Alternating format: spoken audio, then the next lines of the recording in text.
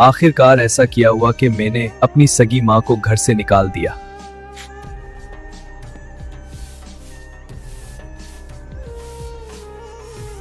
अस्सलाम वालेकुम, मेरा नाम हमजा है और मेरी कहानी देखो। अस्सलाम वालेकुम अम्मा जान। वालेकुम अस्सलाम। आ गया मेरा हाथ धो लो, मैंने तुम्हारी पसंद का खाना तैयार किया है। जी अम्मा जान। बेटा जल्दी करो। जी प्यारी अम्मा जान। बेटा अब मेरी उम्र हो गई है हमजा, अब तो इस घर में मेरी बहू आ जानी चाहिए। अम्मा जैसा आप मुनासिब समझें।